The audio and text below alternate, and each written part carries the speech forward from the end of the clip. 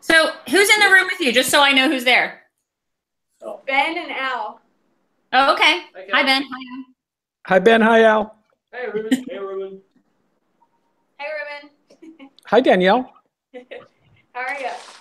All right, go for it. Good. All righty. Are you guys ready? We're ready. All right. Okay, so you guys have now gone through. Oh, bless you. Okay. Bless you. Oh. That's hilarious. I thought he was screaming. I couldn't tell. Alrighty. Okay, so you guys have now sat through the emotional tank and the elm tree of mastery. We are going to move on to the last and final principle, which is honoring the game. All right, so honoring the game, you guys have seen this slide a few times now, right? We want to make sure there's three things that, like we've said, PCA is that are really important, right? We want to make sure the kids feel connected. Okay? We want to make sure that they are constantly feeling like they are improving. And the last thing is that they feel really proud that they're working with integrity. Okay? I think that this is something that comes back to the central aspect of like why kids even initially get into sports. Right? They want to be a part of a team because they want to feel like all of these things connected and they feel like they're improving. But lastly, they really want to feel like they're doing something that's bigger than themselves and good, right? So that's the kind of atmosphere that we want to create for our kids. So honoring the game, what is honoring the game? So actually what I'm going to do to kind of give this, to kick this off is I'm going to start with a game. So you guys, I know we only have 2 people in the room, so I'm hoping, I don't know if Ruben and Kelly, if you guys can play this virtually. Sure, we can. We're going to play a simple game of rock, paper, scissors, okay? Rock, paper, scissors, and if you lose, then you're going to jump behind the person that you just lost to, and then you're going to find a new group of people. So eventually, you'll start to see we have some build-up, like some lines, and we'll have 2 people at the end going against each other. So I don't know if you guys want to play right now. Yeah. All right, I'm going to have Kelly, I'm going to move this around. Kelly, you're going to play Al first. All right. We're going to do that. Okay. Yeah. All right, Kelly, you ready? Wait a minute. How are we going to do this? 1, 2, 3. Yeah, rock, paper, scissors, shoot. You're going to show them shoot. You ready? Okay. You ready? Yep. Okay, Rock. I'm ready. All right. Okay, let's go. Rock, paper, scissors, shoot. Shoot. Both scissors. Right. Try it again. Okay. Rock, paper, scissors, shoot. Shoot. Rock. Come on, Kelly. All right, one more. Rock, paper, scissors, shoot. All right, you won. Okay, so Al jumps behind you. All right. Ruben, I'm going to have you go against Ben. Yes. Oh, we can't see Ruben. Oh, that's okay. You can't see me? Oh, there we go. We got him. I can see you. Ready, Ruben? I'm ready. Rock, paper, scissors, shoot. I was scissors. Scissors beats paper. Okay, I'm behind Ben. Yeah. All right, so now we're going to have Ben and Kelly go against each other. Come on, Ben. Right. You can So do it. now Al is behind Kelly and Ruben is behind Ben. Come over here. Yep. You can't see me, Kelly. I'm really rooting for you. You ready, Kelly? You got this, Ben. You got this, Ben. Rock, paper, scissors, shoot. Oh, we're off. Oh, I got scissors. Whoa, Kelly. All right. Little round of applause for Kelly. Okay. Good job, Kelly. Thanks. Master of today. Okay, so That was tough. yeah, a lot of pressure there. Good job. Okay, so the reason that we kind of started with this game, one, you guys have listened to 2 principles now, so I wanted to keep you guys moving. But second of all, because we want to show that, you know, there's a lot of parts that go into being a successful team, like we just showed. And, you know, even having Al jump behind Kelly and people rooting for different people and then having to, you know, obey the rules and things like that, that all goes into honoring the game. So honoring the game is kind of you know, to go back to our metaphor that we've talked about several times. We as coaches use metaphors all the time, right? So this metaphor is we're calling it roots. Now, why do we call it roots? Essentially, we want to build this great team that's really strong and, you know, has these branches and leaves that reach all over, touch the sky, right?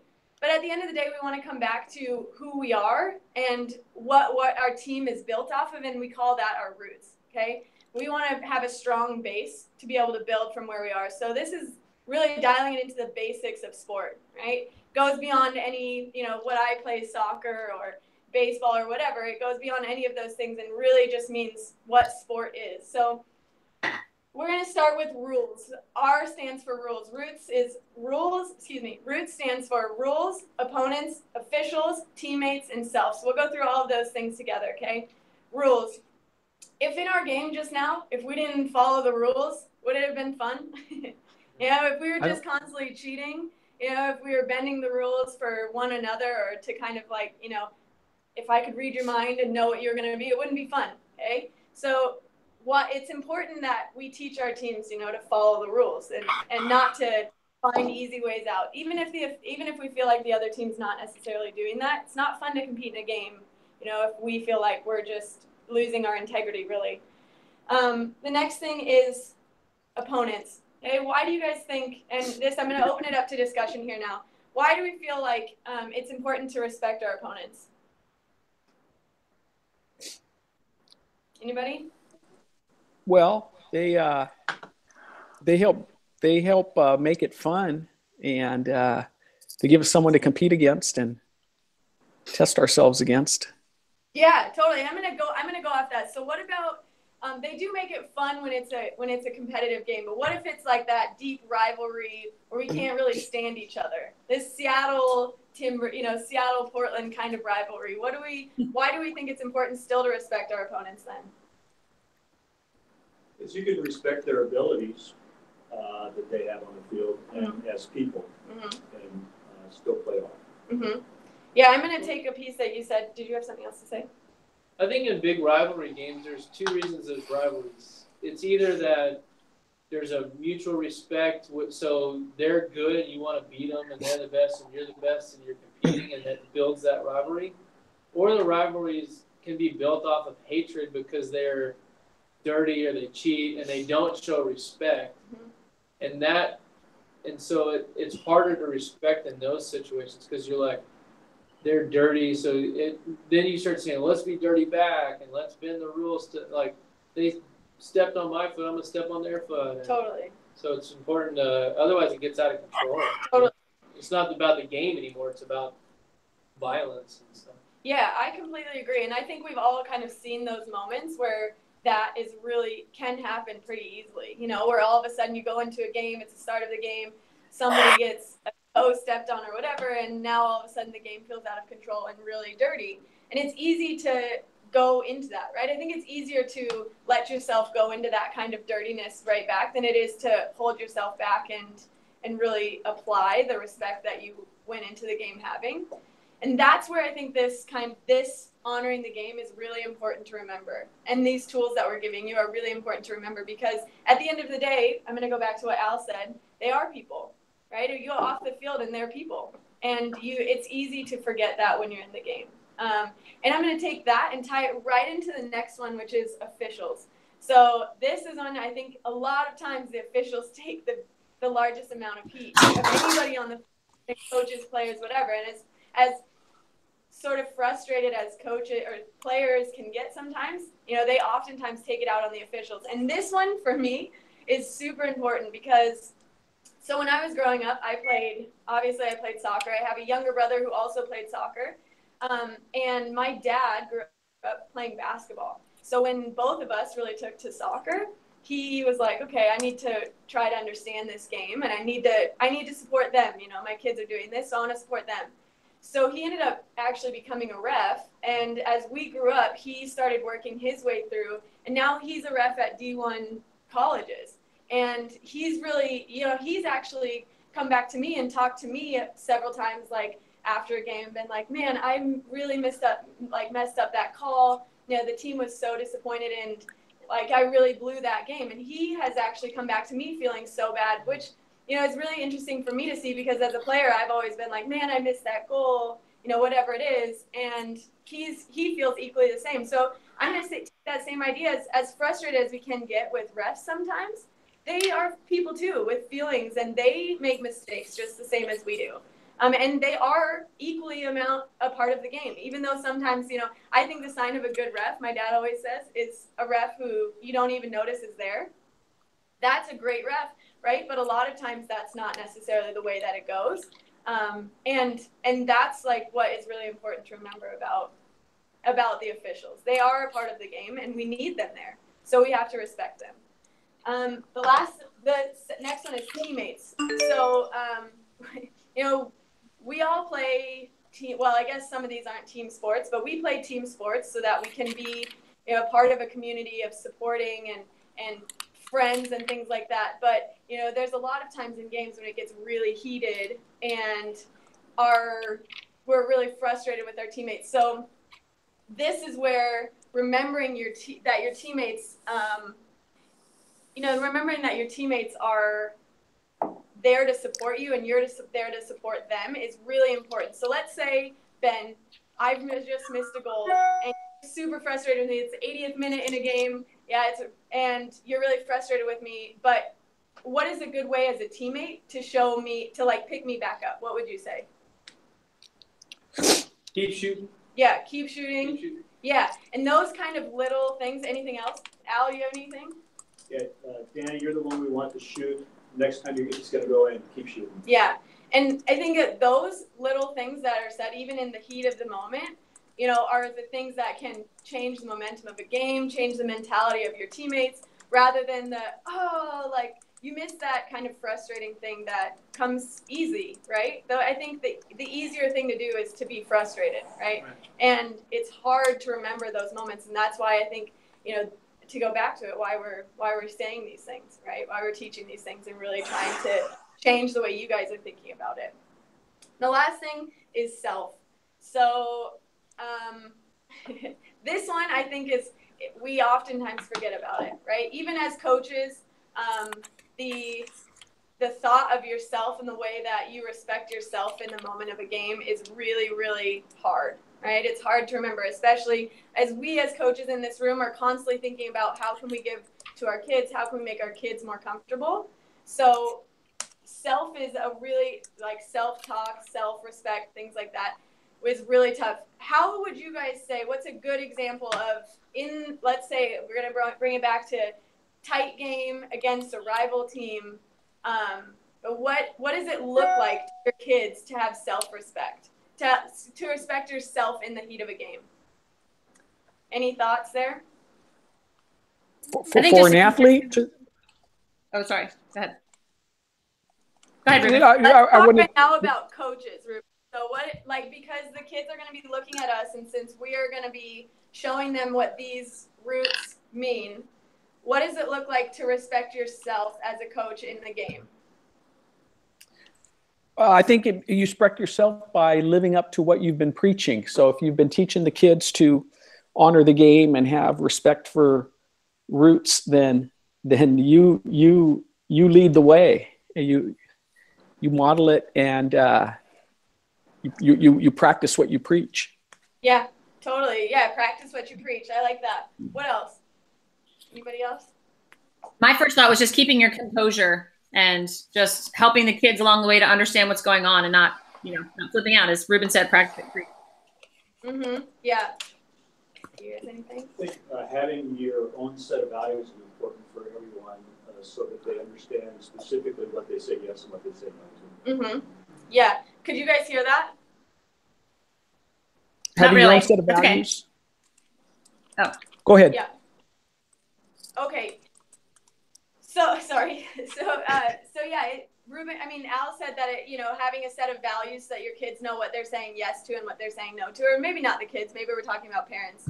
Anyways, I think the one thing that you guys all kind of said is having either, some sort of composure or values that kids know what their expectations are, right? So that when the heat of the moment happens and you're able to compose yourself, they understand what is going on and what that sort of honoring the game looks like, right? To dishonor the game is when we're doing the opposite of all of these things, when we're not respecting these things. And I think that comes pretty easy in those really tight games, right? Because we are getting so caught up in the moment. So to step back and have a bit of self-discipline, to not flip out, to have some composure, those are the things that we want to see and really is a double go coach, right? So, so I'm going to give you guys a scenario now. I'm going to be the ref, okay? I have just made, it's 85th minute in this game, okay? I've just given a PK away, a very poor PK away. What does it look like? I'm going to give you guys 5 seconds, and when I count down 5, 4, 3, 2, 1, you guys are going to boo me. Make me feel exactly like, you know, what you would think a ref would feel like from the opposing parents or kids at that moment, okay? All of you guys at one time. So ready? 5, 4, 3, 2, 1, go. That's the No worst. way. No way. Are you kidding me? No way, ref. You've got to be kidding. Yeah, so, yeah. I mean, all of those things, and as an official at that moment, right? That feels. I mean, now you know that you've just given away a game. It's awful, but you felt like you had to protect this kid. So at some point, like, I was doing my job. You guys are just making me feel that way for doing my job. What would be I think that is where officials, and I feel very strongly about officials here, as you can tell, but you know, this is, I think, too easy it's an easy place for us all to go to in the heat of the moment, you know, to take it out on the officials and things like that. I'm not going to say an example of, I'm not going to have you guys like cheer the ref. I think that's kind of, you know, that's kind of a silly thing to do. That's not what we do really, but when we feel against their call, right? But can you guys give me an example of, like, after the game, what you would go and say to the ref, you know, instead of yelling at them or something like that? What's a good way to show your kids that you're honoring the officials after the game? Can you guys give me an example? Thanks for doing a tough job. Yeah, I like it. I've asked the official to stand at the end of the high five line before, so that the kids can actually high five the ref after the game. I have little guys, but it's like the officials are ready to run off the field, and I just say, "Excuse me, would you mind just staying at the end of the high five line so the kids can high five them after the game?" So. Yeah, I like it. What else? Anything else? No? Yeah, I think those are both really good ones. So I think, you know, the biggest thing that we want to show, even to our kids, to the parents, even if we disagree, that we have to honor the ref and the job that they've just done. Just the same as we ask our kids to high five each other, to go off what Kelly's saying, just the same as we, you know, tell our kids good job after a game. We have to do the same with the officials, right? Even if we don't necessarily agree with them. And that's what it means to honor the game. Okay? So honoring the game toolkit, if you guys have your little booklets, just so you remember that this is a resource and you can take it home with you, okay? These things that we're going to go over here are all in the book. So you can take a look. They're there for you. But to be a double go coach, okay, for honoring the game, we want to talk about how we want to model and teach honoring the game. So we kind of talked about this before. Ruben, you made an example of it. What it looks like to honor the game as a coach when the kids are looking at us, and how we want to model and teach that. Right, that goes from everything from keeping our composure to exactly like what you just said, Kelly, high-fiving the ref after the game, whatever it is. Those are the little things that our kids are looking at us and seeing that we're doing, and we're modeling and teaching them what to do through our own example, right? And that's and the next thing is that you can practice is a self-control routine. So let's say it is that really tight game, that tight moment, and something goes wrong, or your kid misses a goal or something like that, you can sort of help them rather than flipping out and screaming and getting mad and frustrated. You can practice a self-control routine. And this might be something that you find out that works for yourself. Do you guys have any examples of something that might work for you as a self-control routine? Last night, I usually think about this, about yelling to a official, but last night one of my players was driving me nuts. Yeah. And so I actually asked one of my assistant coaches to just go over and explain something to her because I was starting to lose my patience. So I don't know if it was a self-control routine, but just being able to realize that I could not keep my composure because this unfortunately 11-year-old girl was driving me nuts. So I just said, can you just go talk to her, please? So I just kind of passed the buck over to somebody else so I could just calm down for a minute. Yeah, that's a good one. Ben over here, he said he did an example. He took a deep breath, right? Mm-hmm. Does anybody else have any other examples? No? I'll sometimes walk calmly to the end of the bench and get a drink of water. Yeah. Yeah, so you kind of like turn around, collect yourself. I had an example of a girl who would, she was a player, but she would wear a hairband or a rubber band around her wrist and like snap it anytime that she made a mistake to kind of get herself back to it. Whatever it is that works for you is really, really important. You know, I think everybody deals with that kind of stress or mistake recovery, however, you know, whatever works best for you. But it is really important to show that as a coach that, you know, that we have our own composure routine, because we don't, the last thing that we want to do on the sideline is, you know, be all up in arms, because that's leading as an example of kind of what the kids should be doing, right? Instead, we want to show the reverse, how to be composed, how to collect ourselves so that they can be collected again on the field, right? And the last thing is narrated modeling. So, and this is just to explain, and then I'll let you guys kind of go through an example yourselves, is narrated modeling is, so let's say we do a self-composure routine, and the kids are looking at us like, why aren't you mad? Why aren't you upset? Or why aren't you reacting at all? You're just ignoring the game. Or it doesn't seem like, the parents from the sideline might think like you're not as involved or you're not interested in the game because you don't show your emotion, right? And as coaches, a lot of times we want to be passionate. We want to have that sort of excitement about the game. But if we are practicing our self-control routine and then the parents think that we're just ignoring it, that's not really what we want to see, right? So instead we say, kids, I want you to know that I am, you know, I'm taking a deep breath so that I am not, you know, frustrated with the ref, or I'm not yelling at the ref, or whatever it is, but you're explaining to the kids what it is that you're doing so they understand that it's not, you're just forgetting about it. Does that make sense? Mm-hmm. Yeah, so pretty clear there.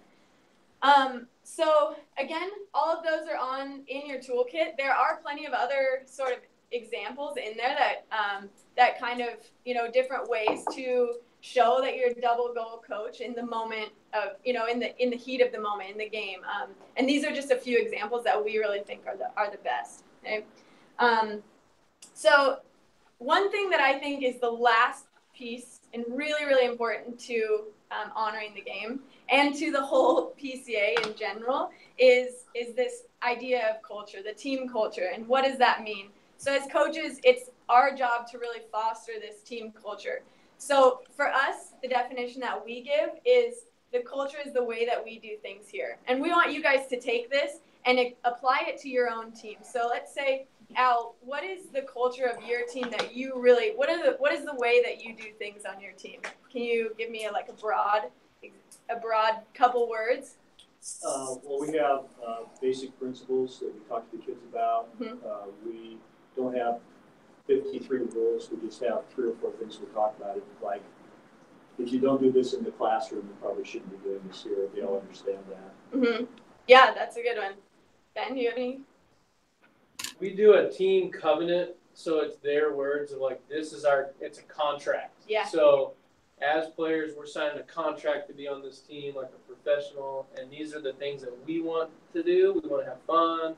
So it's all their words, and then if they get out of line with that, then we can say, hey, are you honoring your contract? Yeah. Yeah, I love that. I love that idea. Kelly, Ruben, do you guys have any examples of the way that you do things in your teams? I've just been using a lot of phrases this year. I have a brand new team this year, and I've just been using a lot of phraseology during practice.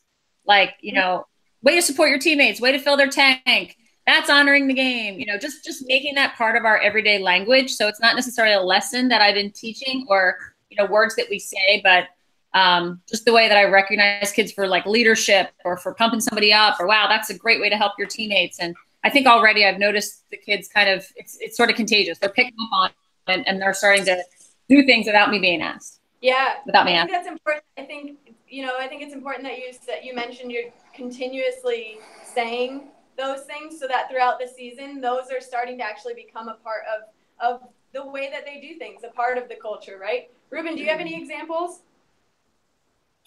The way we do things on this team is we support each other, especially through disappointment. Mm-hmm. Yeah, that's a really good one. And I think that the biggest thing that we've now, having listened to all of you guys talk about the way that you have culture on your team, right? It's important to know that each culture, the culture of each team is going to be a little bit different, right? Depending on, maybe it's your sport, depending on your region, maybe depending on whether you're girls, boys, co-ed, whatever it is. The culture is going to be a little bit different, but at the end of the day, you want to be able to foster a culture where people want to be there, right? And people want to come back and be a part of it and are excited to be a part of it. And that's where, we want you to take the idea of the way that we do things here at PCA, the lessons that you've learned here, and apply it to your team in a way that the kids and the parents and you can really hold on to. Okay, so we're going to watch a quick video from, I know maybe not all of you guys are soccer people, but Julie Foudy, who is one of my ultimate heroes, and she's going to talk a little bit about honoring the game. I think she says it way better than I ever can. She's one of my personal heroes, so let's give that a listen. And then we'll just skip right over that. Okay, and then to kind of close down, you guys have been great. Thank you for listening to all of this time, but to kind of close it down and give you guys some takeaways really fast. So the 3 things we want you to take away are that, remember, you've seen this slide a lot of times throughout this. The 3 things that we always want to know, about our kids and our team is that we want our kids to feel like they're connected to each other, to the coach, to the idea of the team, everything like that. They want to feel connected. The next thing is that they want to feel like they are constantly able to improve. Okay? We want to give them an area where they are challenged, still having fun, but they know they're, on a path that's going upwards. And the last thing is that they feel really proud of themselves for playing with integrity, to know that they are giving their best to the game and they're honoring the game, right? So we've said, to go off of that, so feeling connected is the emotional tank. Filling your emotional tank, kids feeling like they are walking away not with an empty tank, right, to go off that metaphor. The next thing is the elm tree of mastery, that they're constantly learning that mistakes are okay. And then the last thing is honoring the game, just like we talked right now. What is the one thing, we talked about this in the E-tank, what is the one thing you guys can take away from today and do immediately that will help? Increase our positive to negative ratio. Yes. Little round of applause for Ben, quick. Thank you. Excellent. I think I've seen this before. Up there, positive and negative ratio. Exactly. All right. And then lastly, I want you guys to remember that you have all of these things as a resource. So the first thing is your book. Okay. Take it, use it, draw in it, write in it, highlight it, share it, whatever you want. Use it, because this is where we want you guys to know that you always have the support here. I take my book with me everywhere I go. So I take it to sessions. I take it to all of those things. Sometimes I just need a quick refresher. The next thing is that there's weekly talking points. And you guys can get on every week, ask questions, have questions answered, read what other people are talking about. And the last thing is the development zone, which you guys signed up at the very beginning for. And if you forgot or haven't, okay, right here, text this number. We'll finish with the same slide. And you can walk away being a part of the development zone. Thank you guys for your time. I appreciate it. All right. Very good, Dani. Thanks. Nice job. Appreciate it. Thank you, guys. Yeah, absolutely. Did you feel better doing it in front of live, breathing people? What'd you say? I said, did you feel better doing it in front of living, breathing people? I do. We actually get games here. I'm going to turn this around now so that we can all be a part of this. And y'all have another meeting. All right. It's about to start. No, Anne's going to go in a little bit as soon as we're done here. Oh, okay. So I would love to hear from you guys, from Ben and Al, who are in the room. I'd love to hear some of your feedback. I saw a lot of great things, and I'm sure you did too. I'd love to hear what you like most about what Dani did, and then translating this out into a real workshop. What are some suggestions that you might have? Well, yeah, go. Okay. First of all, it was very obvious that you knew the principles really well and how you wove those in. You were very comfortable with those, and it's a lot better in person than it is on video, right? Yeah. I liked your dad's story a lot. Yeah. It tied you personally to that, and that, you know, hey, you know, referees are dads and they have daughters, and you know, we're real people. So I liked that. I thought your explanation of the culture was good. I liked how you drove people into the book at the end. Just, you know, I like the actual phrase that I take this with me every time I coach. Everywhere I go, I can take it. I think that's very directive, and I would encourage you to use more of that language. I think the one thing I'd pick on is maybe your stance. A stance like this. What's that tell you? Yeah, a little bit uncomfortable. Yeah, or not very sure, you know, so you probably wouldn't coach in that stance. Right. And so I would just assume your coaching stance and get up on the balls of your feet and move forward. And, you know, I think that would be the one thing I'd pick on. Yeah. But great, wonderful job. So I'm going to get better. Total command of the content. You just have a natural presence. You smile. You laugh. You're engaging. So all these things are amazing. I love the dad story. I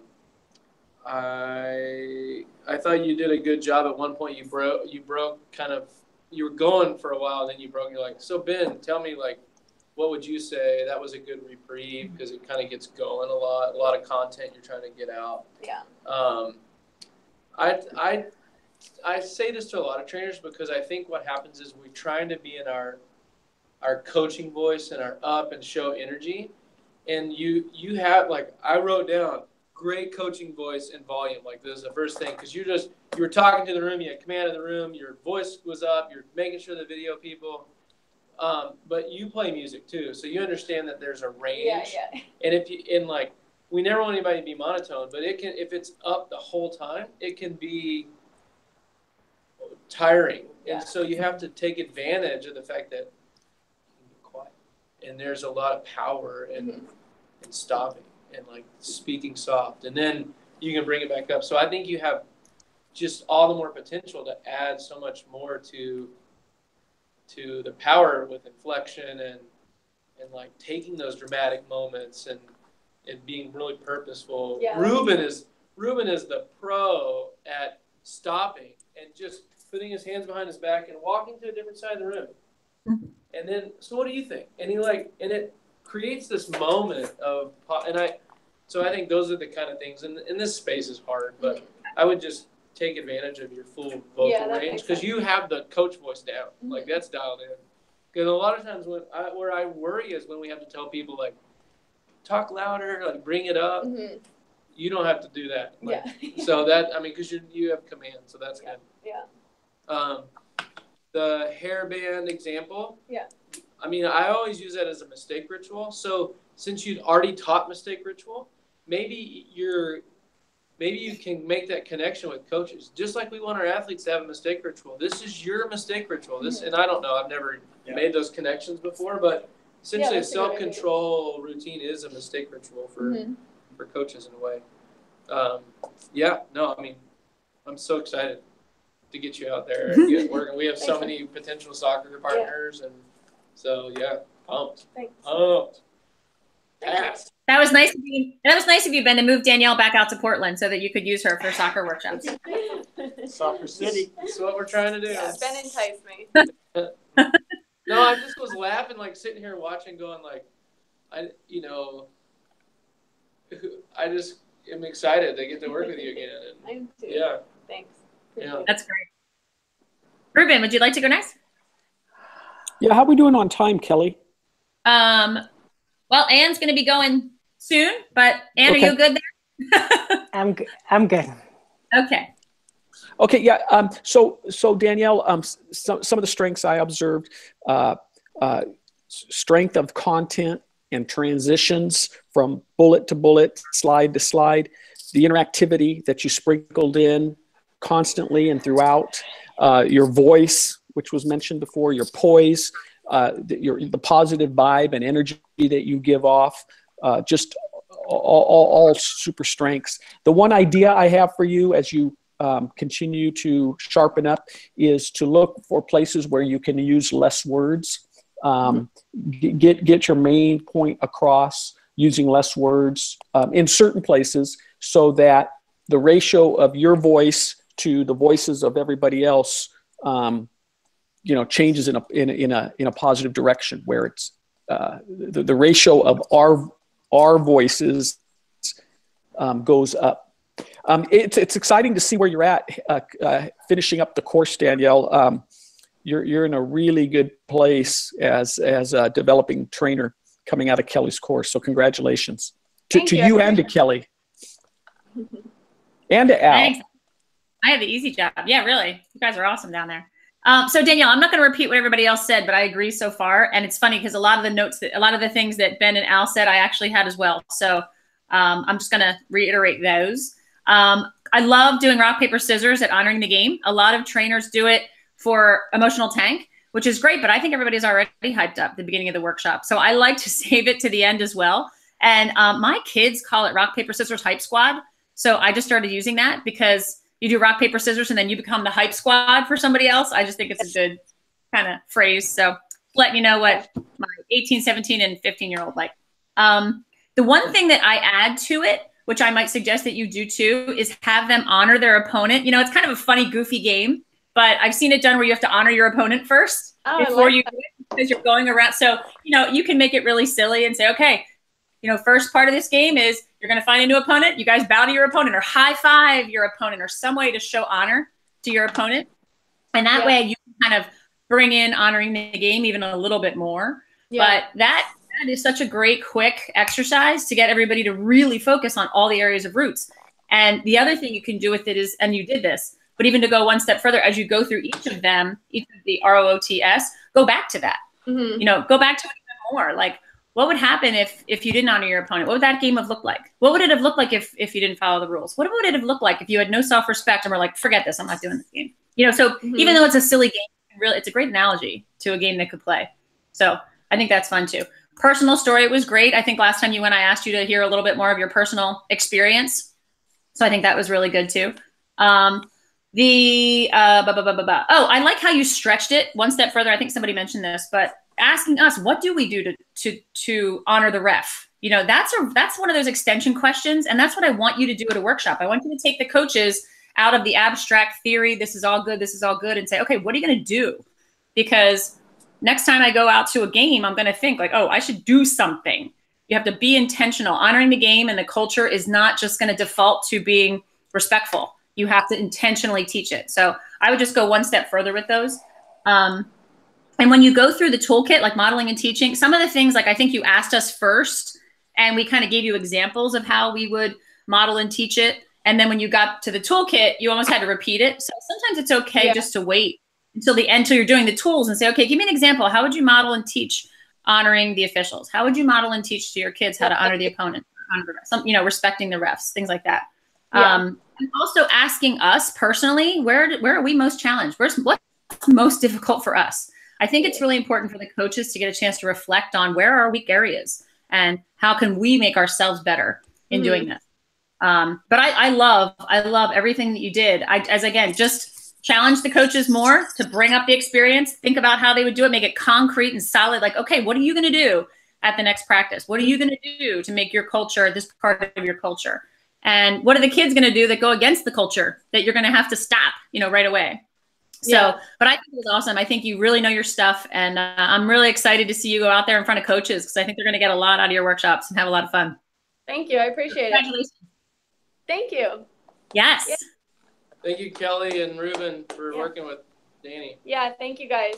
Yes. All right, we'll sign out. All right, thanks, guys. Good luck, everyone. See ya. Bye. Bye-bye. All right, I'm just going to keep this live broadcast going here. So, Kel, Ann, how are you? I am good. And when's the last time I realized I had a Google Hangout problem? It was the last time I tried to do my audition. And I have worked since 10 a.m. And I can get to Google Hangouts. The link is not like when I'm in Google Hangouts on my browser and I put your link in, it will not get the meeting started. So if you're comfortable I don't know why it's not working. And okay. And so if you're comfortable, you won't see the slides, but I have the slides in front of me, and I would just run it. We know the slides pretty well, so I think I'm thinking you know them really well. And I'm really enjoying your nice T-shirt. Your T-shirt weather in sunny Pennsylvania today. And my T-shirt says "Bring the joy." All right. I love it. See, Ruben and Al don't appreciate the cold that we've had in Pennsylvania and how this day is such an anomaly that it's 80 degrees today. We're really excited around here. Yeah, it's like a holiday. So I see Ruben. Hello, Ruben. I don't know the other gentleman. Okay, this is Al Hillis, and I don't know if that's a picture of him. Okay, hi Al. Al is a trainer. He helps out with the trainers in Portland. So, as I said, I don't know if he's there or not. It looks like a frozen picture of him, but he may be there. He may.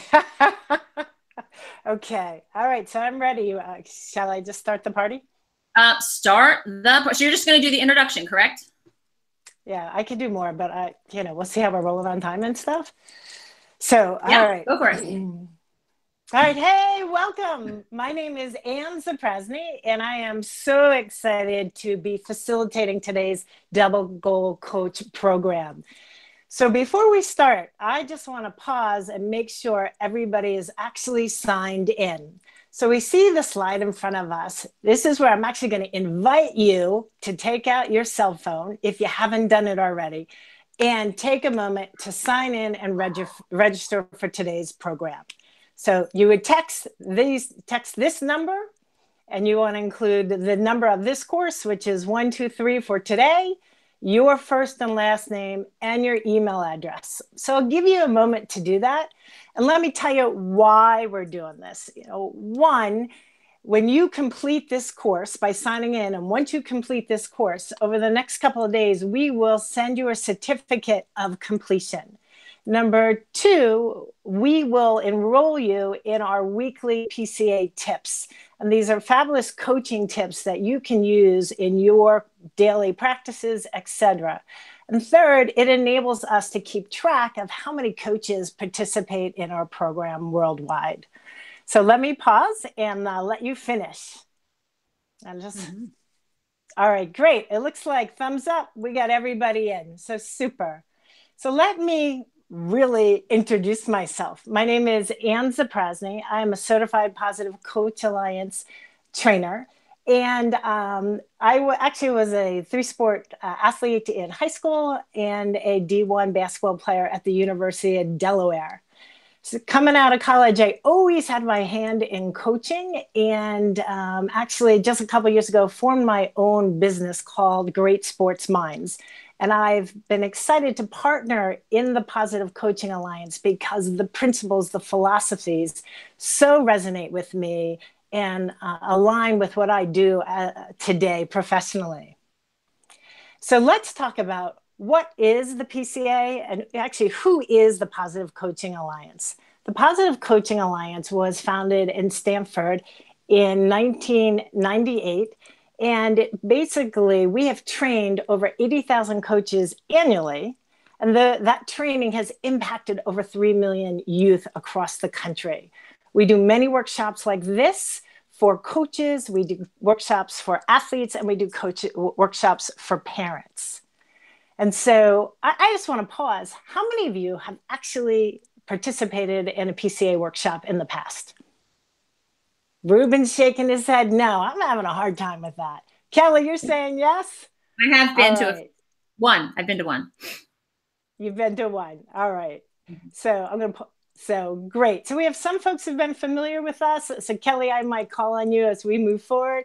And some, this is your first journey. So Ruben, we're excited that this is your first journey. So we're going to talk a little bit about positive coaching. And you know what? It is Friday at 3:15, and I need to get you up. So I'm going to have you stand up, and I'm going to divide the room, and I'm going to send Ruben. I'm going to have you go over with your peers to the right, Kelly with your peers to the left. And I know we have a wealth of experience in this room. And so what I'd love to do is just have you quickly get in order of least tenure in the front of the room, most tenure in the back of the room. and I'm borrowing something from Kelly, we're not allowed to talk. So you're going to have to use your hands, etc., to indicate how much coaching experience you have. And the only one who can talk is the one at the front of the line. I'm envisioning that we have an audience of at least 20, right? Absolutely. So, and when you get in that order, the person in front of the line can just say finished, and we'll pick it up from there. So they're moving, people are getting in line, and then super. You know what? You get coaches and you ask them to get moving, be a little bit competitive. They bring their game. And for Friday, I need your game. All right. So positive coaching. What I'd like you to do, actually, I really want to know, what is the average tenure of the folks we have in the room? So for this exercise, Kelly, how much coaching experience do you have? This is my 18th year of coaching. 18th. Wow. And Ruben? Yeah, I've been coaching about 5 years. 5 years. All right. So collectively, we got 23. We throw in mine. We're over 40. So it's too much. I'm joking. All right. So we're in our line. And so for this next exercise, I would love for, if you're at the end of the line, to partner with somebody in the front of the line. We want to marry someone who's less tenured with someone who's more tenured. And I'd like to just take 2 minutes, and I want you to answer the question, what does positive coaching look like to you? And specifically, I'd like you to talk about the coach in your background that had the most positive impact in your playing experience as an athlete. So we'll take 2 minutes and let you have those conversations. All right. That's our 2 minutes. All right. Nice job. The energy in the room was crazy. So I'm impressed. So I'm going to invite you to take your seat, and I would really love to hear from some of you, folks who are on the right. Ruben, can you give me a sense? What does the phrase positive coaching mean to you? We said that it looks like a coach who has composure, a coach who models respect for others and love of the sport, coach who builds players up instead of tears them down. Those are some of the things we came up with. Fabulous, fabulous. And Kelly, how about anything to add to that?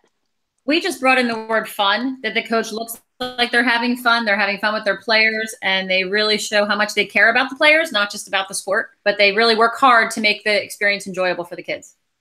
Super fun. Make it enjoyable. All right, so I'm going to marry your 2 comments and say, really, our goal today is to help give you tools so that you can consistently develop peak performance and really help develop better athletes and better people. So we'll spend a lot of time talking about the power of positive. So Kelly, you know what, this is a busy slide, but you know what, can you give me your impressions of this slide?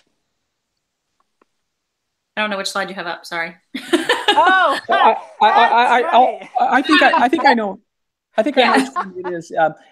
I think my impression is that positivity can spread, especially when it comes from the leader, which in the case of a team is us coaches. So it's just important for us to lead the way with that. Absolutely. Barbara Fredrickson is on the PCA advisory board, and she has done so much research around the positivity impact. And really the old school of coaching, being negative, being harsh, has been proven it doesn't really work. And so Ruben, you're spot on that a coach's or a leader's positive energy, positive style of communicating with the team can be contagious and really powerful. Super job there. And so not only with Barbara, but you're going to see it in other parts. We have examples where Sports Illustrated highlighted that really the old school is out. That study after study demonstrates that positive is the more effective approach. We are so fortunate at the Positive Coaching Alliance to have a board or have the support of really elite players and coaches who agree with this concept. And collectively, everybody is working to try and create the kind of experience that we want for our children and for our youth who play the sport. So if we know that positive is the way to be, why are youth sports so negative? I think people get frustrated, they want to win. They want their athletes to perform well. They want the officiating to be good. And, but this is an environment where everyone's learning and working on it. And so sometimes we get frustrated when things don't go exactly the way we want them to go. So Kelly, if we take Ruben's comment, sometimes we get frustrated when they don't go the way we want them to. Why is negativity not so good? What's the big issue with being negative? Contagious. It gets everybody down. It gets everybody looking at the bad things that are going on, and it makes them just focus on what just happened. And there's a lot of blame with negativity, and I just don't think that helps anybody. Absolutely. And the reality, it distracts you from the next play, right? Mm-hmm. And so we want our athletes to have their mind in the moment, our athletes focused on the next play. So the PCA vision is really to help create better athletes and better people. And we do that by using sports psychology research and sharing the best practices of the best coaches in order to help you develop better athletes and better people. Everybody should have this book in front of them. Hopefully, anybody not have a book? All right, everybody has a book. So what's beautiful about working with the Positive Coaching Alliance is that you have continuous support. Today is one workshop and one book. But we have ongoing support. We have the weekly talking points, and I encourage you to visit the PCA Development Zone. Write that website down. Outstanding resource for both coaches and parents to help you through a myriad of any coaching issue you might have, making cuts, having difficult conversations, etc. I got engaged with the Positive Coaching Alliance just in the fall of 2017, and I have consumed a lot of their material. And as I moved into my winter basketball season, I was very purposeful to begin to adopt some of the practices. And I can tell you, despite being a coach since 1987, I learned a terrific amount that I could apply immediately. And I'm hoping you'll have that same opportunity. All right, this is my favorite question. So remember when you were talking and we were talking about what makes sports positive? And then I asked you to also think and talk about your favorite coach, the one that inspired and motivated you. What was it about your favorite coach, Ruben, that really resonates, that you even recall today? A combination of two things. I thought they believed in me. He believed in me as an athlete, and he cared about me as a person. Sweet. How about Kelly, your favorite coach? My favorite coach was a coach that just really helped us learn the sport. She wasn't upset if we, missed a shot or couldn't dribble. She just was really excited she loved basketball, and she just loved teaching us basketball. And we never felt like we had to be perfect. And we just had a lot of fun together. I don't even remember a lot. I just remember a lot of laughing from her and a lot of fun things we did as a team. Great. Basketball was my sport, but my all-time favorite coach was a track coach. I was tall, I was lanky, I ran like a crazy woman, and he really invested in me, taught me how to improve my form, and got more out of me than I ever envisioned, and was very purposeful to find the events that I could excel at. So if I were to weave really everything together in terms of what makes a meaningful athletic experience based on what you said, it's really we each felt connected somehow. We believed we could improve, and we were able to feel proud about our sport, proud about how we act. And that's really what we want to be able to create as coaches on a consistent basis. So what happens when you get all three of these things right? all three of these things, your players are connected, they believe they can improve, and they feel proud, and they play with integrity. What happens? What's the chemistry like on your team? Kelly? I think it's great. And I think the kids are going to want to come to practice, and there's going to be a lot less behavior problems. Absolutely. Ruben? Yeah, I think they'll have more fun, and I think they'll play better. Absolutely. So you know what? This is what we're striving for. And our goal is to give you tools to be able to do this more consistently. So let me talk on a broad level what the Positive Coaching Alliance coaching model embraces. 3 key elements. 1, helping athletes feel connected. And we do that by filling their emotional tank. 2, helping athletes feel like they can improve, that the opportunity to grow. And we do that through the Elm Tree of Mastery. And number 3, through integrity, helping athletes learn how to honor the game. And so what I'd like to do is show a quick video by Herm Edwards, who's a former NFL head coach and player. And he's going to give his perspective on what's your legacy going to look like as a coach. So we run the video. And then the next slide is, when the book of your life is written, will it say you made a difference? And so, Kelly, you've probably been coaching the longest of our participants today. You know what? If you were to look over your shoulder when it's all said and done, what do you want your legacy to be when it comes to coaching? I think I just want to be known as a coach that really cared about the kids I coached and just helped the kids learn a lot of things about each other, about themselves, how to push themselves when it's hard, how to work as a team, not to, those are the things that I think are really important. But I do want them to just understand that I really cared about them and I was somebody that they could rely on. Nice, nice. And Ruben?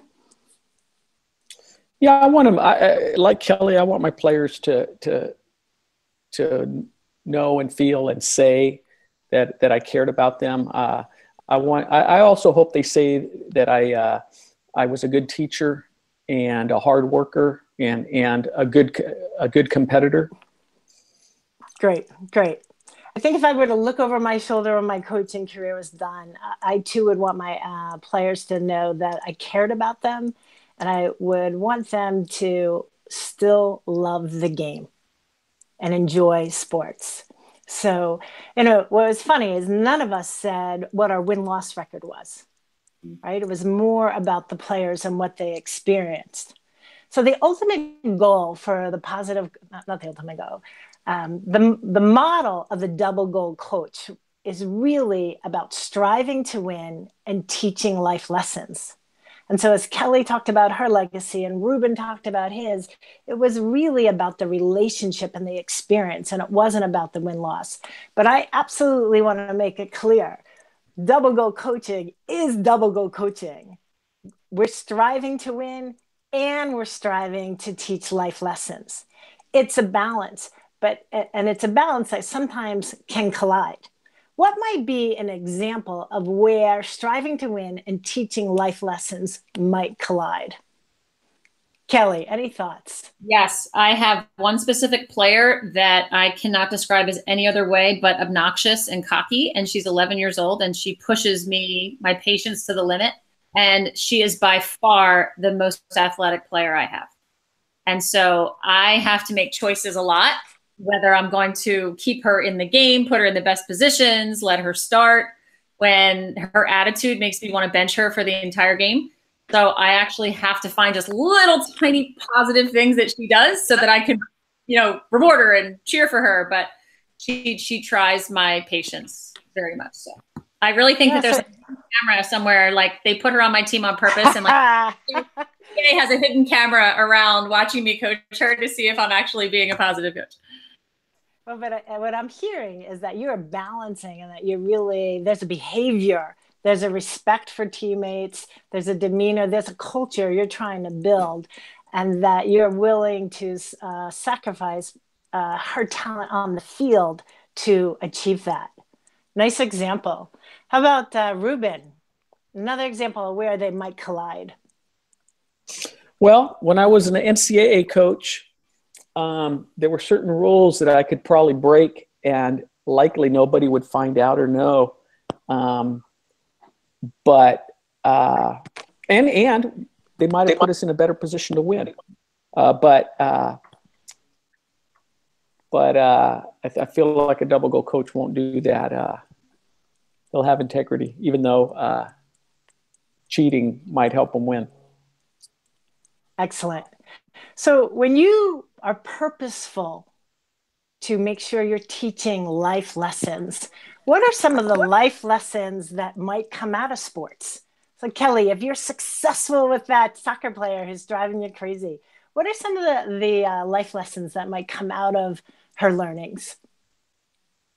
To be respectful of her teammates, to be respectful of people around her, and how that can actually help her by being more respectful.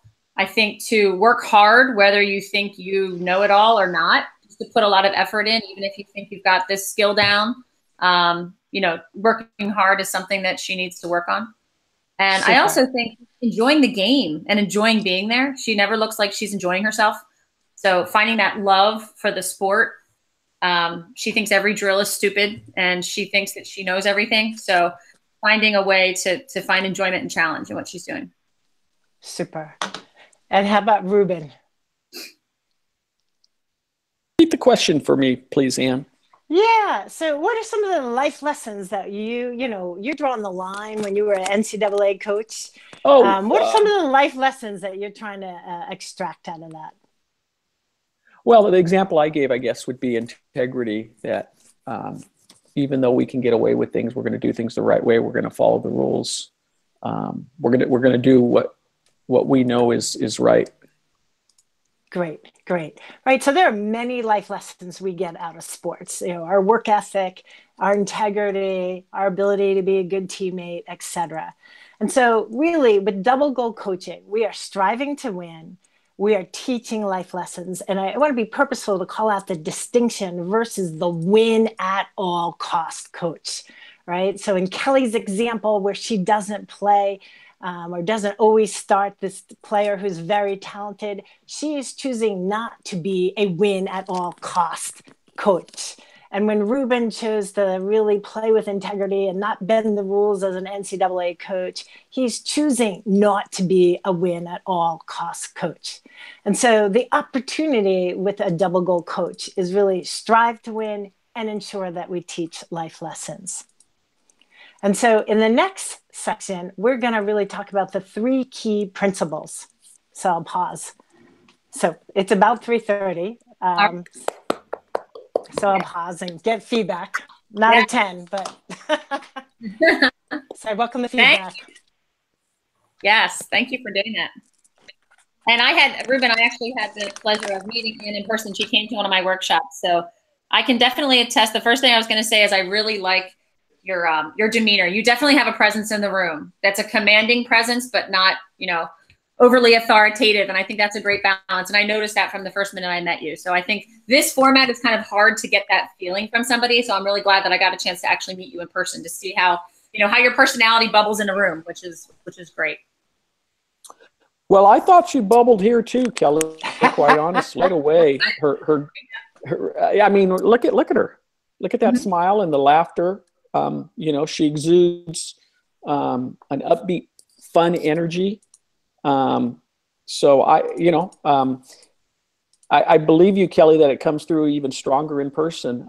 And I thought it came through in the audition as well. Good. Ruben, do you want to continue? Do you have some feedback, what you liked about what Ann did, and then maybe a suggestion for her? Yeah. I think Ann, you were strong throughout. Your command of the content, your ability to transition topics, slides, tie things together, a nice flow. Looks like you really give the impression that you enjoy being here with us today, which I think is so important. I like the fact that you got us up and into that tenure activity very early, got us up standing out of our seats. And I enjoyed how you you pointed out that even though you're a veteran coach, you're learning, that you're putting what you've learned from PCA into practice, even after many years as a veteran coach. I thought that was a powerful part of your message. I think one of the things about this workshop opening and the PowerPoint is its design, and Kelly and I are talking about it all the time, is that there's a lot there. And I think there's too much. Like I think there's too much. I think there's too much, and I think that there's, if you cover every bullet point the way it's set up, I think it's too much. I think it can at some point become repetitive, and so I think moving through it faster, I think eventually will be good. Although, I flip side, I'll say for your first time out and practicing it, it is good that you were so thorough with the content. I thought that was really good. So one idea for you is, when you had us pair up early, we got order of tenure, marry a veteran coach with a younger coach. You gave us 2 topics to talk about, and my experience is that people have a hard time with that. Okay. If you're going to give us 2 topics, I like the idea of saying, okay, 1 minute, here's the topic, go. And then, okay, time's up, second topic, blah, blah, blah, go. Just a small thing. I think you'll get a better result with that. Yeah. Thanks, Ruben. I think you may have heard me, and I'm sure in some Google Hangout that I've done for this course, at some point along the way, I've said that you don't have to hit every bullet point on every slide. I do think, though, as Ruben said, that it's important to know everything that's out there and know it well, so that you can pick and choose. Some things are non-negotiable. Certain slides are really important. We need you to have the principles. We need you to have the tools. We need you to have the takeaways. But this introduction, I agree. I think you did it excellently, and I was timing the pace, and it's just a long time to get through it. So I think as you get more comfortable, and you'll be more comfortable with, which ones to kind of skim, which ones to really dive into. So I think that was a good suggestion, Ruben. Kelly, can I? Do you think we would? Can I ask a question? Like slide 8, would you keep slide 8 in? It's like from 2015. I would take it out. Which slide is slide 8? So slide 8 is the SI article. Not necessarily. Or if you leave it in, it's a 1-sentence slide. Right. Gosh, back in 2015, Sports Illustrated reported how times are changing, and the abusive coach is becoming a thing of the past, and and move. I think it's more of a defense for, we're giving you the sports psychology behind why negativity doesn't work, but guess what? Mainline media is also defending this. So I think that's as simple as it has to be for that. Yeah. Yeah. Research in 2 years or 3 years is too long for you. I know how you research heads are. How you sports psychology heads think. And if you were doing a workshop and Kelly and I were there observing you and giving you feedback, and that slide wasn't there, who cares? We wouldn't care. Right. We wouldn't care. Right. We wouldn't care. What I was going to say about the opening is, I'm trying to just as we were talking, I was thinking, okay, so what are the main points I want them to get out of the opening? One is that all the research, all the experience points is pointing to positivity works better than negativity. 2 is that positivity actually gives us a chance to have our athletes win and perform to their best. Mm-hmm. And 3, what do we mean by double goal coach? Make sure they understand, and then you're on into the principles. So if your opening gets those 3 points across, I'm good with it. Yeah. Yeah. So here's a question I have, right? So I present a lot, and a lot of it is my own material. And when I create the timeline, right? So Kelly, I think I heard you, well, some of the feedback is sometimes you can go too long. And so I actually would create a template that has 3 tables, right? And it might say the slide, the topic, my coaching point, but four columns, and my timing. So I know that timing. Have we done that in any way for this to kind of say, what, the real meat is the principle. So if you have 120 minutes, you want this amount of time on the opening, this amount of time on the principles. Yeah, the guideline that I like to use, just to keep it as simple as possible, because we're dealing with trainers that have very high experience in public speaking and doing workshops, and some that don't have it at all. I usually like to just say, you know, your demo is 20 minutes. So if you keep kind of a 20-minute in each section, 20 minutes for the intro, 20 minutes for each principle, and then, you know, wrapping it up at the end, that gives you, that gives you about an hour and 20.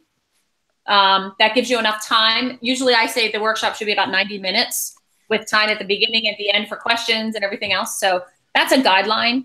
Got it. A soft guideline, because, you know, depending on the trainer, it depends on how. Certain people have certain specialties and certain things that they want to hit harder than others, and that's great too, because we want you to bring your own experience in yourself.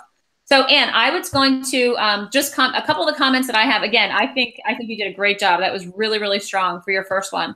What the other part I'd like to bring into an introduction is some kind of a personal story that connects them to the topic. You know, Ruben was talking about, we want them to get out the power of positivity and how positivity can lead to more wins on the scoreboard. You asked us for our own coaching experience, which is awesome. But I also like them to connect with you somehow. So maybe something from your archives of a kid you've dealt with, or maybe your own self, a coach that you've had. You know, you talked about your track coach, which I think was great, and how he brought that out in you. I think that was awesome. So I love those kind of stories, especially in the beginning. So I like that too. So maybe one simple way to do that, Anne, is, because, you know, I liked when you said, you know, I've been coaching since 1986, and I'm taking this PCA stuff and I'm putting it into practice now. Take that one step further. Give us an example. What's one thing you're doing differently now that you've been exposed to PCA than you did when you first got into the coaching ranks back in 1986, 87? Like, I know one for me is I treated officials with much more respect after PCA, you know. Yeah, and I'm not. Yep, that was the very first one that I put in play, and literally I have high school boys, and I'm like, hey, so it's probably my second game, and I'm like, I'm so proud of how we've been playing, and I just want to remind you, we really want to respect the officials and respect our opponents, right? Mm-hmm. So, yep, I can do that, and I had two that I had mentally prepped that I didn't weave in. Yeah. So good feedback. Thank you. Okay, the last couple things is I want Jazmine to get a chance to get started pretty soon. Hi, Jazmine. All right. Thanks, gang. Thank you. I'm going to cut off, Jazmine. I have one other thing, Anne, that I want to ask. That I have one other little piece. The only thing, I don't know if you were there when Ben mentioned it, but I'm going to say the same thing that Ben said to Danielle about your tone of voice. Varying it up. You have a very coach voice, which is part of your part of your skills. It's great. But varying the pace, varying the tone, varying the volume, I think would do a lot for you, because you have such a presence. It's nice to be able to bring it down, slow it down, quiet it down, speed it up. You know, using your tone of voice, I think, could really, really help you a lot. So that would be my biggest suggestion for you. Super. Agreed. Thank you so much. Hey, enjoy. Good luck, Jazmine. Take care. Thank you. All right. Take care. Hey, Jazmine, running in the door to get this going, right? Yeah. Can you hear me? Yes, we can hear you fine. Okay, perfect. I figured I wasn't going to worry because you were getting situated. I'm like, you just ran in the door. Give you a couple minutes to get yourself situated there. Okay, I'm ready. I'm getting the PowerPoint up and getting it together. Okay. Is this going to be Jazmine's first demo? Yep. Okay. So I haven't missed anything since her audition. Right. No. Did you get your hair all cut off though? No, I have to wash out to get it done over this weekend. I just pulled it up this morning. I thought you had long hair. I'm like, where's that? Yeah, I had the braids in last time. All right. So whenever you're ready, you're doing the intro too, right? Yes. Yep. All right. Do you have any questions for us before you jump in? No, I'm just, well, I do. I'm just going through slides 1 through 21. Basically how I would present it if I were presenting to a group, right? That's it. Yeah. That's it. And again, the slides are just there as a structure and a guide. I don't read every single point on every single slide. It's just kind of the key. It's going to be in the background, a visual. We're more interested in what you have to say and what the coaches in the room are going to bring to the workshop.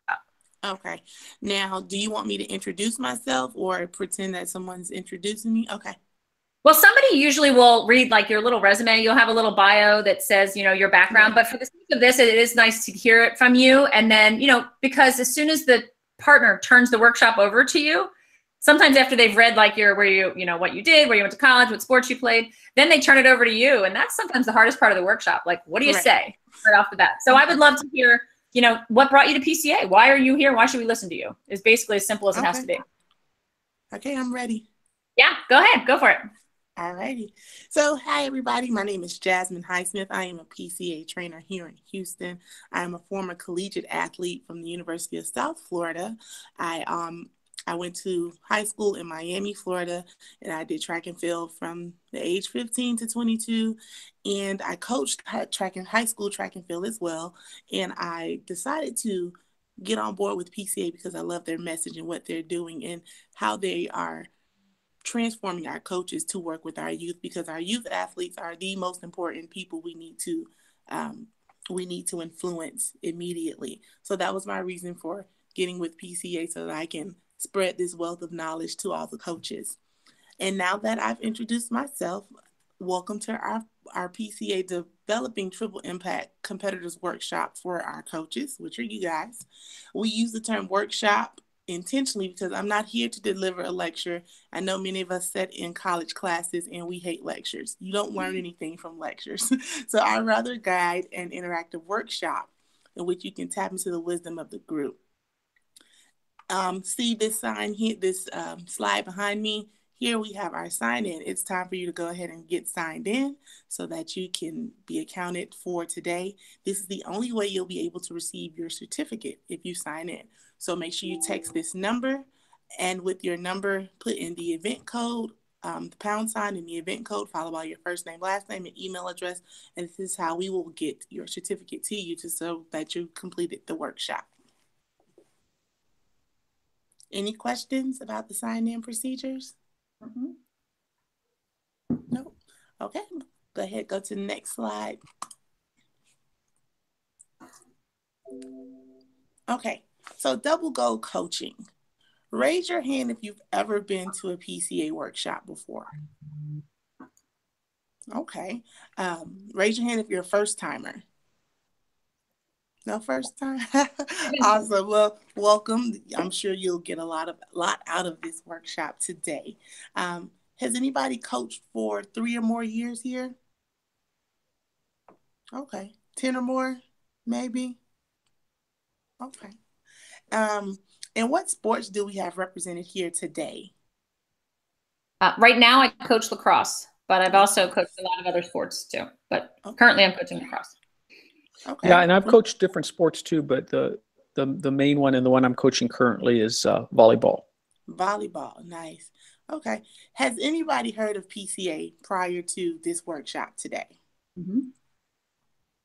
Yes. Okay. So let me tell you a little bit about PCA. PCA is a nonprofit founded at Stanford University in 1998. We have over 80,000 coaches that go through our workshops annually. We've reached over 3.3 million youth. We have 2,500 live workshops, and we have over 1 million views to our PCAdevelopmentalzone.org, which is our website. And after this workshop, if you want more information and more details about PCA or want to become a trainer one day, you can log into the website and get that information. So positive coaching.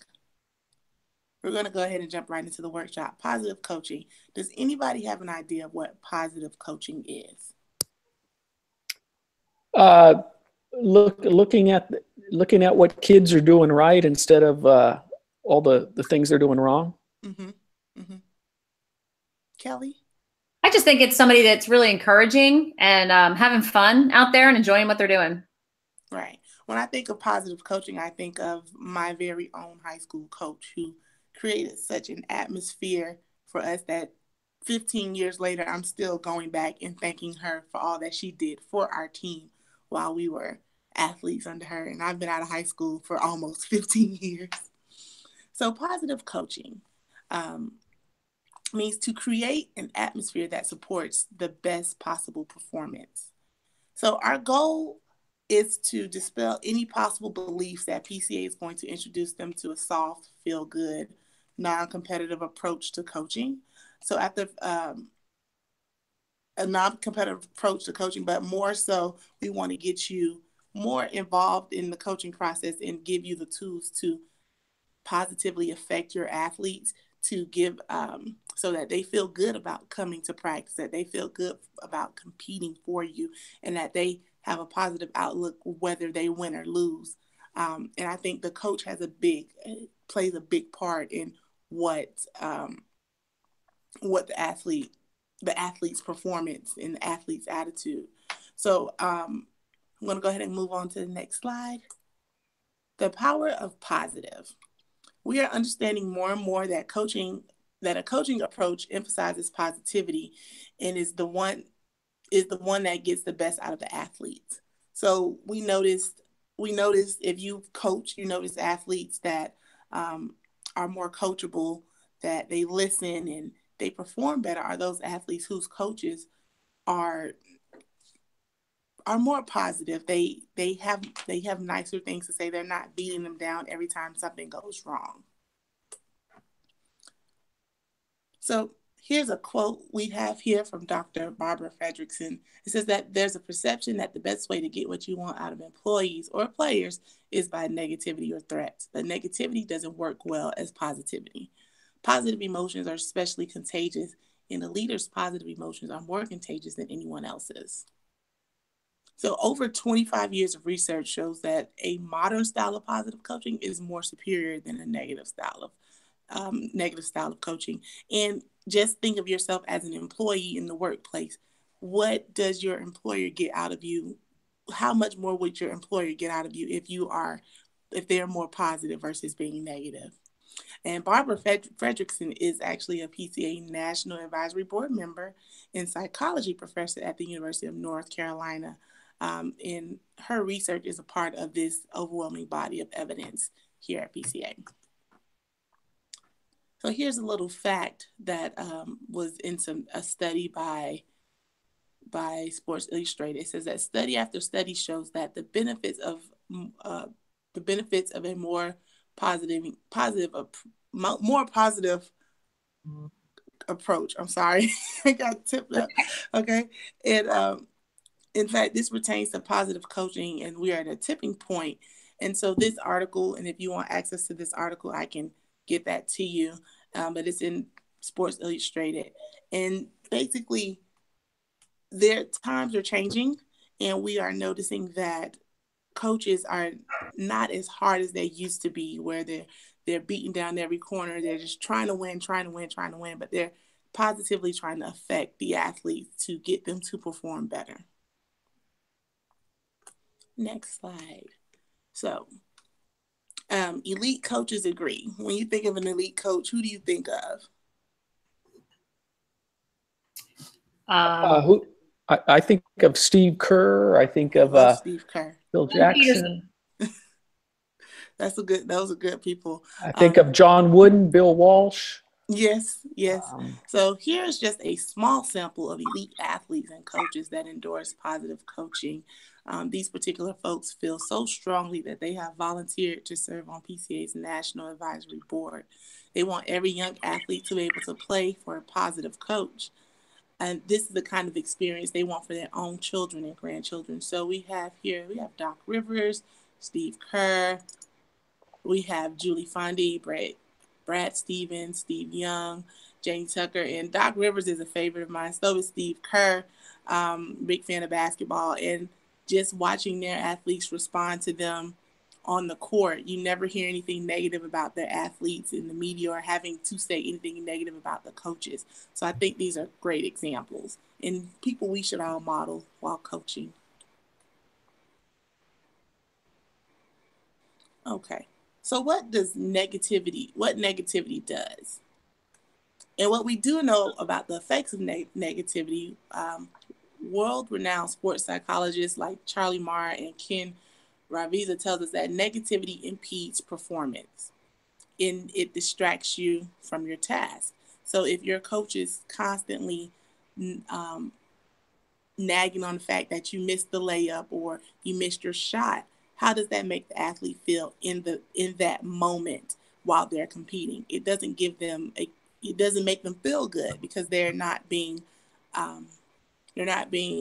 coached into how to make the layup right the next time, or given the confidence to make the shot the next time. So do you agree that positive works better or in negativity distracts? Yep. I believe both of them. Okay. I agree with both of them. Yes. So why is there so much negativity in sports? Any idea? Oh, I think sometimes it just works better. It helps me get the kids' attention. If I'm just nice all the time, then I'm kind of a pushover. But if sometimes if I just yell at them or I come in like serious about something, they listen better. I think sometimes they respect me more. Ruben? Well, I've been watching sports on TV a lot lately, and it sure seems like those coaches do a lot of yelling at their players and referees, especially the NBA coaches. It seems like, they don't seem so nice to me. They don't. I'm sorry, my slides got messed up. But when we use what some of the things we hope to bring out is, there's a pressure to win. Coaches don't want to look bad. We tend to coach the way that we're coached, so it's learned behavior. Long time ago, it worked for me, so I'm using exactly what I know to work, and it worked for you. Want to influence of the win at all cost culture of professional Division I sports, because nobody likes to lose, and a loss is always looked at as a bad thing. And a lack of coach training and improving coaching methods, because there's a lack of training given to, there's so many youth leagues, and it's impossible to touch every youth coach, but every youth coach cannot coach. They're not coaching correctly. So PCA's vision: to use sports psychology research, best practices of great coaches to develop better athletes and better people. And we believe that the purpose of youth and high school and collegiate sports is to develop better athletes and better people. And we know that sports is a great place for this because of endless procession of teachable moments they provide. Also, our strategy is to equip coaches, athletes, parents, leaders, and with principles and tools based on the research, best practices, so that we can make the most out of the great opportunity sports provides. Any questions on this slide?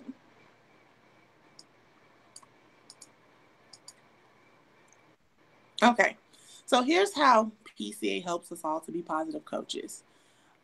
We use research-based coaching model to guide you, practical tools, and ongoing support. So we have the book as a resource, weekly coach talking points, and our website where you can access all of our materials to use and implement within with your team. Okay, so what makes a great youth sports experience for kids?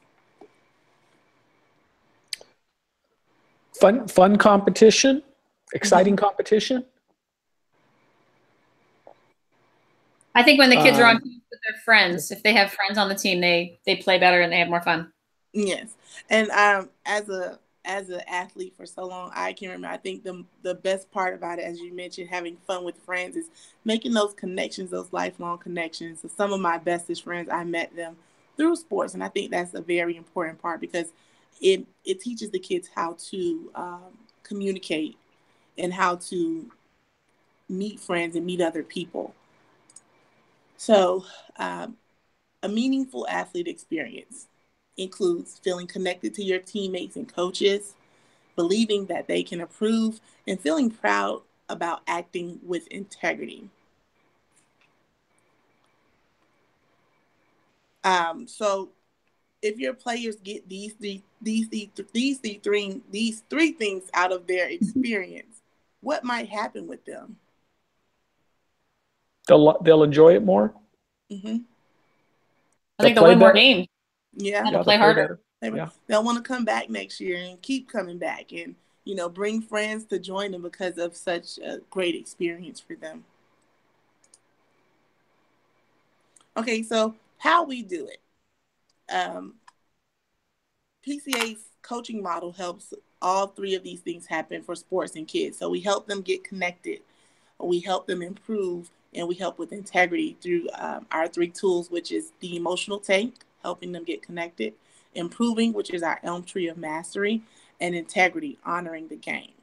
And in fact, each of these three principles of positive coaching directly addresses one of the three. So understanding your legacy. Herm Edwards is an amazing coach and former player, and he is a supporter of PCA, and he has something to say.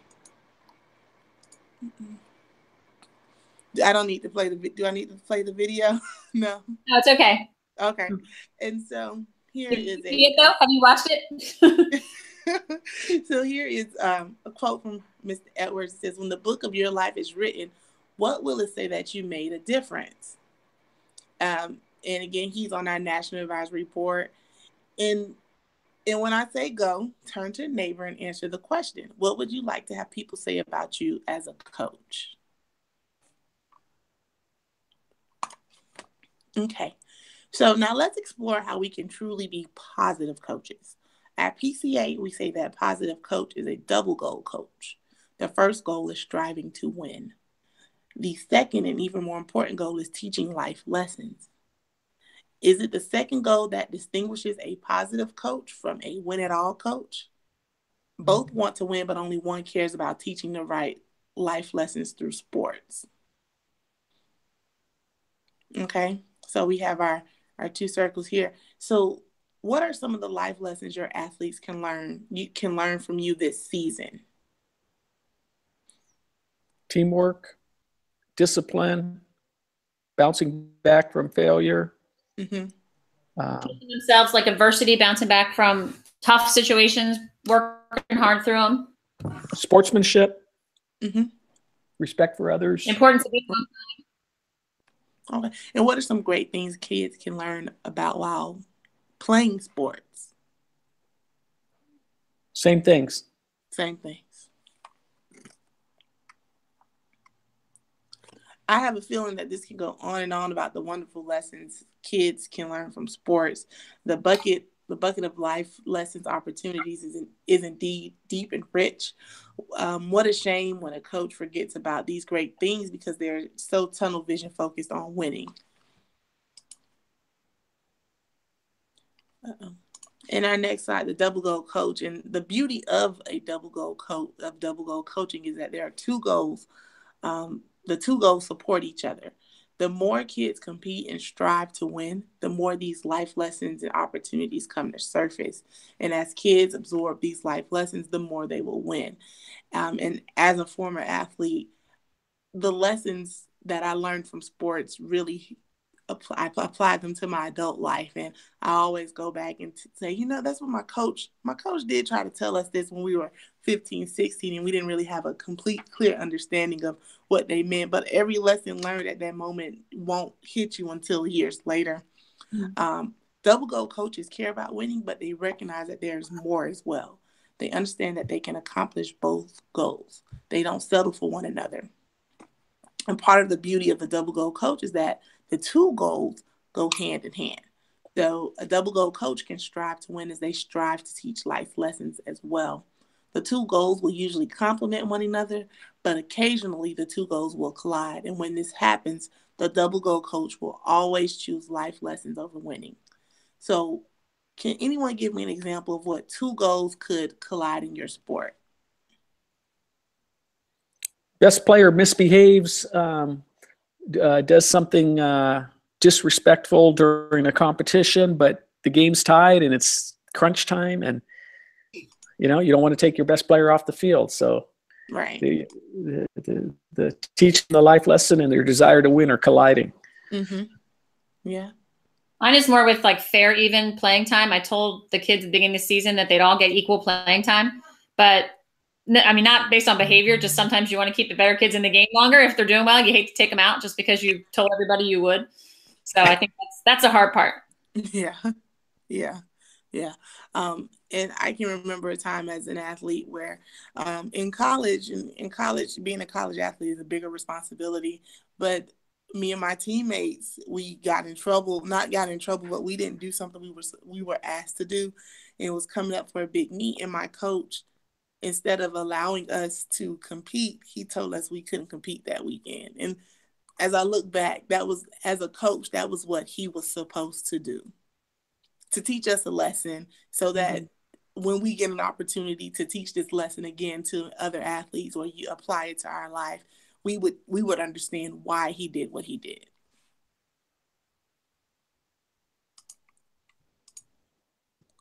And I think that's all. We go through the first 21 slides, right? Yep, that's it. All right, thanks, Jazmine. I was nervous. Okay. That's all right. It's that's why we do this. That's why I give you like 3 chances, because the first time you're nervous, the second time you get more comfortable and you realize Ruben and I are not awful mean people. And then, the third time when you do the final, you're much more comfortable with the material. So right. And you're more comfortable with yourself. You almost like have to live it and breathe it before you can explain it to somebody else. So right. That's why we do. I used to do like one demo way back in the day. And I was like, people need more practice in this. More for you than for us to watch you and say, oh, she's doing a good job or a bad job. But it's always good to get feedback. Okay. Yeah, your time was good. You were good at time management. I think you were like right on the dot at 20 minutes exactly. Oh, okay. 3:46 to 4:06. So that was impressive. Okay. Ruben, I don't know if you've gotten a chance to meet Jazmine before or see her do any of this before, but I'd love to hear what you really liked about what Jazmine did, and then if you have any suggestions for her. Well, my experience with Jazmine is, the setting up her audition and experiencing her audition. So Jazmine, I think the good news is that you got your first demo done. You did it, and even with the nervousness, you did it. And there's no doubt that the highlights in the 20 minutes are when you get away from the script and use your own words.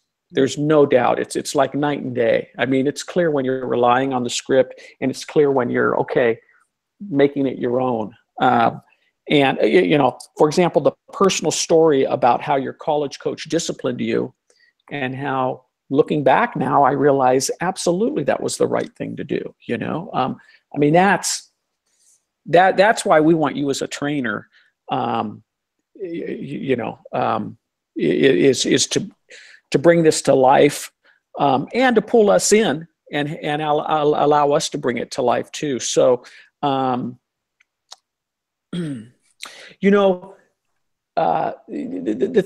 thing with relying on the script too much is that, one of the things is that you end up repeating, because the script explains something, and then you go and explain it in your own words. Right. And get right to explaining it in your own words. We see what's up there, and then another little thing about that, Jazmine, is one of the things about being smooth is your transitions, especially from one slide to the next. And one thing that makes it feel like it's not smooth is if you click to the next slide and you read the header, right. The power of positivity, and then you go double goal coach. You even said like on the next slide. We don't want you to ever say on the next slide. We want the slides to just be going as just a visual that's going magically, and what you're talking about and what you're doing up front is just automatically in sync with what's on the slide. Okay. So Jazmine, I want to, before I turn it back over to Kelly, I want to ask you a question. I want you to tell me in your own words, why is it important that kids be coached by double goal coaches, in your own words?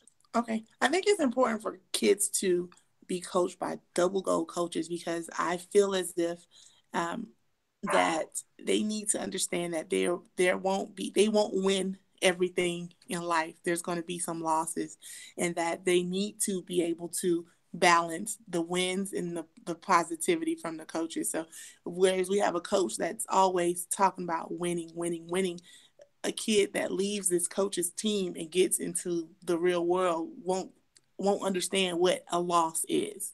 So when you have someone that's preaching, you know, I want effort-based and we can win, but it's not always about winning. When you get into the world, it's like, okay, I know I'm going to experience some losses eventually. Look at you go, Jazmine. Look at you go.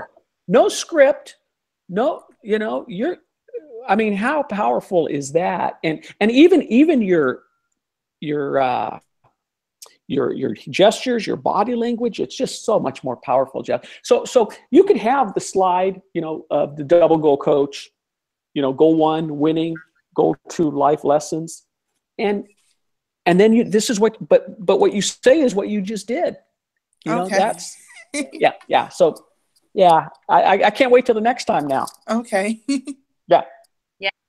There's always a fine line when we're training people to do this, Jazmine, between knowing the content, the script is there for suggestions, but we want to hear you. I think I agree. If you watch this back, your whole personality changes. You're like boring Jazmine going through the slide. And then, oh my gosh, my coach, my experience, these guys are my best friends. I learned so much from them. Yes. And then now we're going to go through the boring slide again. And then, oh my gosh, let me tell you about this and this. You know, it's really obvious. And again, you know, as Ruben said, when you did your audition, we want you to be a trainer because that was not scripted. That was you about what you knew for 5 minutes. And you know positive coaching. You know it works or you wouldn't be here. Right. And there has to be structure. That's why we even have a PowerPoint in the first place. There has to be structure because your workshop has to look similar to the next person that goes out in Houston, or else the coaches are going to be like, wait a minute, Jazmine did something completely different. Because we do get that sometimes. Some people have said this workshop doesn't look anything like the one I did before. So we do want to have structure to it. But I would rather have you go out. I mean, because you can't always guarantee there's going to be technology. There's going to be a PowerPoint. You know, what happens if the power goes out and you have no PowerPoint? Can you deliver a really strong workshop? Yeah, you can. Power, positivity, Elm Tree, honoring the game. Boom. Tell them your stories, get them connected, pull out stuff from them. You can do it. And we have a Trainers Institute that we do every other year. We get all the trainers to go out to California and we work on this stuff.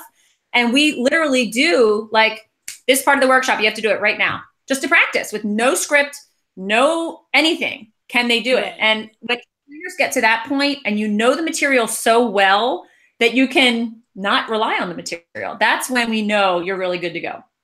So I think this first time, I think it was great that you did your homework. I can tell you practiced, you knew what was coming up, but I would love to see you stop reading slides. Just get away from it. Talk to us, have a conversation, make it fun, laugh a little, have us, you know, you had us one time, you said, turn to your neighbor and I want you guys to talk about what you want people to say about you.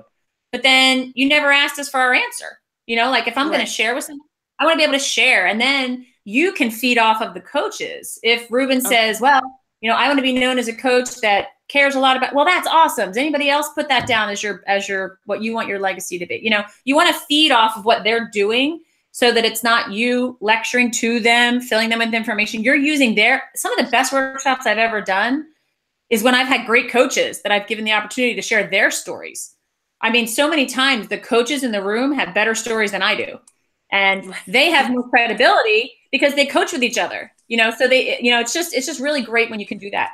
I really like your mannerisms, your energy, your smile. I mean, that stuff, it's not little, it's a big deal when you get somebody that actually feels like they're positive and they're excited about this, and your smile's awesome. And I think it's great the way you have that natural, like smile and laugh and you're out there having fun. And I mean, I would want my kids to be coached by you because I think you would just be a really positive influence on them. That comes across, which is great.